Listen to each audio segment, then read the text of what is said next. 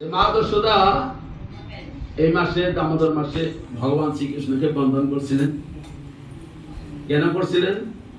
কারণ কৃষ্ণ ছোট থেকে দুষ্ট আছিল, তাই বাচ্চা বিশেষ করে দুষ্টি থাকে বেশি। বাড়িতে কোন কোন বাচ্চা আছে না, হাড়ি পাতিল ভাঙ্গে চুরাচুরমার করে, কোনো কিছু রাখে না, আছে না বাচ্চা এরকম? কৃষ্ণ সেরকম খুব দুষ্ট আছিল। আর কি করতো? গোপীদের ঘরে গিয়ে গিয়া খালি মাখন চুরি করে খাইতো না। একদিন দুই দিন এরকম নালিশ আসতো, গোপীরা আয়া যশোমারে আর নালিশ জানাতো যে তোমার ছেলে এরকম আমাদের ঘরে গিয়ে মাখন চুরি করে খায়, তোমাদের ছেলের সাঙ্গ পাঙ্গ নিয়ে, তাই তোমরা কি কিছু শাসন করবে না? মা যশোদা উল্টা এগুলো আরো গাই দিয়ে ভূত ছাড়াইতো, বলে খাইয়ে কাম নাই, আমার নবলক্ষ ধেনু আছে, গরু আছে, আর এত মাখন হয় গায়ে বাড়িতে, এই মাখন থেকে তোমার ঘরে দেবো খাইতে লেগে খায় কাম নাই। পুরা উল্টা আরো দম দিয়ে দেয়। আরে কি ব্যাপার! একদিন কি করলো, কয়তো সুদা মা তোমার ছেলের একদিন ধরতে পারলো, এলো তোমার দেখবা, তোমার বাইনটা তোমার কাছে নিয়ে আসো। আর কৃষ্ণ এই কথাগুলো শুনছে, যখন নালিশ দেয় এগুলো শুনছে, কৃষ্ণ চিন্তা করতেছে আরেকটা লীলা করবো। কি লীলা? বলে এই মথুরা বাজারে যখন দই নিয়ে যায়, গোপীরা দই বিক্রি করতে যায় মথুরা বাজারে, তখন আমরা সখারা সবাই গাছে একটা গাছে উঠবো, গাছে উঠে বাটন নিয়ে উঠবো, আর কি করবো, সখীরা যখন যাবে একটা একটা করে বাটন মারবো, আর দইয়ের বাঙ্গ ফালাইয়া ভাঙ্গা দিয়া সবগুলো স্নান করাই দেবো। তো একটা একটা করে মারতে আর বাঁধতে আসে।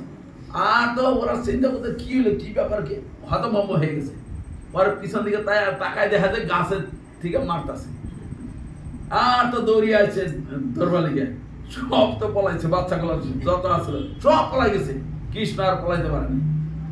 এটা কৃষ্ণ একটা পেটু তো মানে আর নামতে পারেনি, দৈরে পলাইছে, দৈরে কেউ করছে, আর বাঁধছে পিছনে, উন্না আছে না, উন্নাদের পিছনে বাঁধছে, বাঁধা এই যে মাখনগুলি যে পড়ছে, এই মাখনের মুখে মধ্যে লাগাইয়া দইরা নিয়ে গেছে মা যশোদা। এই যে দেখো তোমার ছেলে চুরি করে না, দেখো আজকে আমাদের সর্বনাশ করে দিয়েছে, সমস্ত মাখনের ভাণ্ড, দইয়ের ভাণ্ড, দুধের ভাণ্ড সব শেষ করে দিয়েছে, আর বিচার চাই। বিচার না করলে আজকে ছাড়বো না, তোমার বিচার করতে হবে।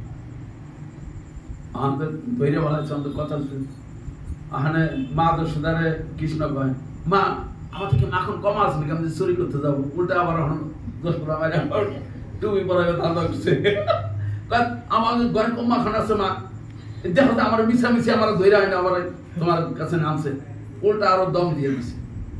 তখন মা দোষ চিন্তা করলো কথাটা ঠিকই, তারপর একবার চিন্তা করে না ঠিকই আছে, আবার চিন্তা করে না, দুষ্ট না করলে তোর ধরে নেই, ইচ্ছে দুষ্ট করছে, তখন ঠিক আছে, তোরে আজকে আর ঘর দিকে যাইতে দিব না, ও ঘরের ভিতরে আটকাইছে, আর বেড়াতে দে।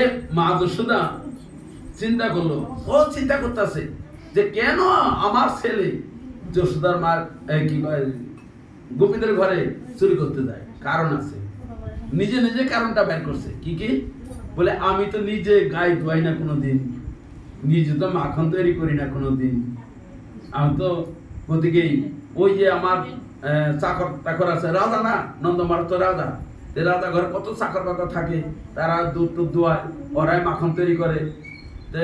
মা যশোদা ভাব আর কি, বাচ্চল ভাব যে কি জানি আমার ছেলে কিনা আমি যে নিজে হাতে তৈরি করি না, যে হাতে ও এগুলা ভালো পায় না, কারণে ওই গোপীদের ঘরে চুরি করে খায়। এই ভাবতে ভাবতে ও কি করছে, ঠিক আছে তোরে আজকে আমি খাওয়াবো, নিজে হাতে দোকান করি, তোরে আজকে আটকে দিচ্ছি, ঘরের ভিতরে বন্ধ দিচ্ছি। ও নিজে যশোদা মা একদিনই মাত্র গায়ে দোহন করছিল। কোন দিন? এই যে কালী পূজা গেল যে ওই দিনকে, দিবামিতার দিন, নিজে দহন করিয়া দুধ আইনা, হ্যাঁ, তারপরে জাল দিতে আসলো, তো উনুনের ভিতরে জাল বহাইছে, দুধ বহাইছে, আর এদিকে মা যশোদা দই টানতেছে। তো দই টানতেছে, তো কৃষ্ণ কইতাছে আমার তো অনেক খিদা লাগছে, কি করি? দৌড়ি আইছে, মা মা মা মা আমার খিদা পাইছে, তুমি খাতে দাও, খেতে দাও। মার মন ওই দইয়ের বান্ধ থুইয়া ও দুধ খাওয়াইতেছে। দুধ খাওয়াইতেছে এক স্তন যখন খাওয়ানো হয়ে গেছে, লগে লগে নজর গেছে দুধের দিকে, যে দুধ উতলাইয়া পড়তেছে। তখন মা যশোদা কি করলো, কৃষ্ণরে এক ঠাক্কর মেরে থুইয়া গেছে দুধ নামাইতে। যে দুধ নামাইতে গেছে, কৃষ্ণ চিন্তা করছে আমারে আজকে আদা খাওয়া খেয়ে তুমি গেছ, তোমার আজকে শেষ করি, তোমার এই মাখনের ভান্ড আজকে শেষ করি, আমার আদা খাওয়াই হয়ে গেছে। আর এদিকে দুধের চিন্তা করছে যে কৃষ্ণর সেবায় যদি আমি না লাগলাম, তাহলে আমার এই দেহ আমি আর রাখবো না, আমার দেহ আমি আগুনে আমি আহুতি দিব। এই জন্য উতলে আগুনের ভিতরে পড়তে আছে। কারণ সেটা ছিল চিন্ময় জগৎ। নন্দ মহারাজ যখন ছিল তখন চিন্ময় জগৎ ছিল, সবাই কথা বলতো, দুধেও কথা বলছে যে আমার এই দেহ আমি আর রাখবো না, আমার দেহ আমি আগুনে দাহ দিব। যাই হোক, যখন আবার কৃষ্ণ এদিকে কি করলো, একটা লাঠি নিয়ে ওই শিকার মধ্যে মাখন ছিল দিল বাড়িতে ভাইঙ্গে মাখন নিজে খাইতে আসে। আর ওখানে তো বান্দর, তো বহুত বান্দর বৃন্দাবনে বান্দর আসছে, বান্দরে খাইতে আসে, নিজেও খাইতেছে।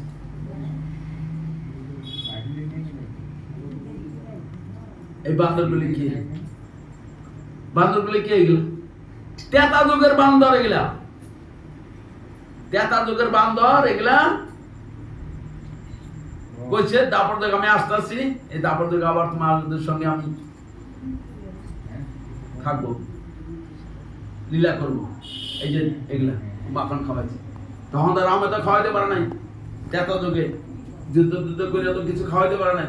ভক্তদেরকে খাওয়াইছে, হনুমানদেরকে খাওয়াইছিল, কিছু খাওয়াই নাই। ওই যে কইছে দাপর দেখ তোমাদেরকে আমি খাওয়াবো, ওই দাপর দেখ এগুলা মাখন টাখন খাওয়াইছে হনুমানদেরকে। যাই হোক, এদিকে মাখন ভাঙছে, আর মা দেখাই রাগ উঠে গেছে, সর্বনাশ, আমার মাখন ভাণ্ড ভেঙে দিছে। লগ একটা লাঠি নিয়ে দিছে, দৌড়, যে দৌড়ছে ও দৌড়ছে আর ধরতে পারে না। পরে কৃষ্ণ চিন্তা করলো যে আমার মা তো এখন বহুত খাই গেছে, পরিশ্রম হয়ে গেছে, ঘাম বেরিয়ে গেছে, যে আমি এখন ধরা দিই। যে ধরা দিছে তোকে এখন বাঁধবো, রশি আনতে গেছে, রশি নিয়ে আছে, বাঁধতে গেছে 2 আঙ্গুল খাটা। আবার একটা রশি নিয়ে আছে, জৈন দিয়ে আবার বাঁধতে গেছে 2 আঙ্গুল খাটা। এরকম করতে নবলক্ষ ধেনু যত রশি আছে সমস্ত রশি নিয়ে আসছে, রশি এনে বাঁধতে গেছে 2 আঙ্গুল খালি খাটাই করছে। কেন খাটা করলো, কারণ কি?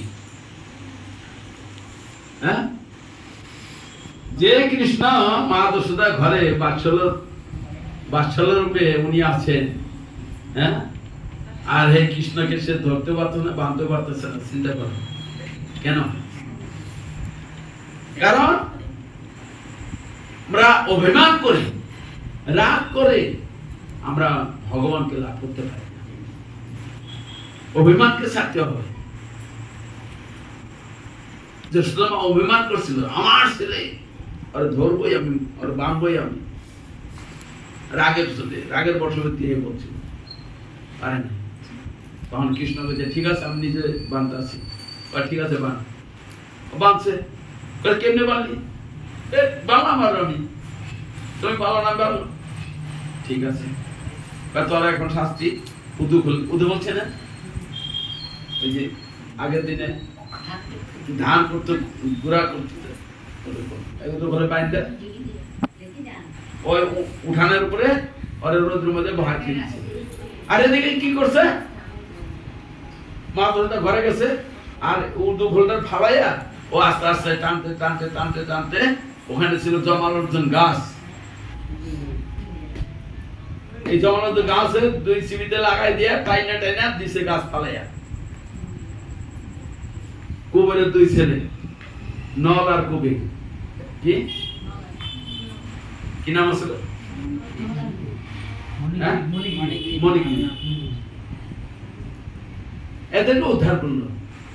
আচ্ছা, সখারা আসছে দৌড়িয়া, আয়সা দেখা যে কৃষ্ণ গাছের নিচে বসে আছে চুপচাপ, আর গোপীরা ভাবছে যে কৃষ্ণ গাছের তলব করে বোধহয় শেষ। যশোদার কাছে খবর দিচ্ছে তোমার ছেলে গাছের নিচে পড়ছে, চলো গৌরী আয়সা কাছে বসে আছে চুপচাপ হাসতেছে। যাই হোক, এরকম লীলা, এই অপ্রাকৃত লীলা যদি আমরা শ্রবণ করি, আমাদের কোটি জন্ম যে পাপের সঞ্চয়, সেই সঞ্চয় হয়। এই জন্য আমরা এই দামোদর মাসে একটা করে ঘি প্রদীপ, এই যে দামোদর ফটো দেখছেন এখানে মা বন্ধন করছে, এখানে একটা ঘি প্রদীপ যদি আমরা দেখাতে পারি, তাহলে আমরা কোটি জন্মের যে পাপ, সেই পাপ নাশ হয়ে যাবে। হরে কৃষ্ণ। এখন আমরা দামোদর কীর্তন করবো। আপনারা একজন করে এসে এই দামোদরকে ছোট দেখবেন। চরণে 4 বার, নাভি মূলে 2 বার, মুখমণ্ডলে 3 বার, সর্বাঙ্গে 7 বার, তার উপর হরে কৃষ্ণ।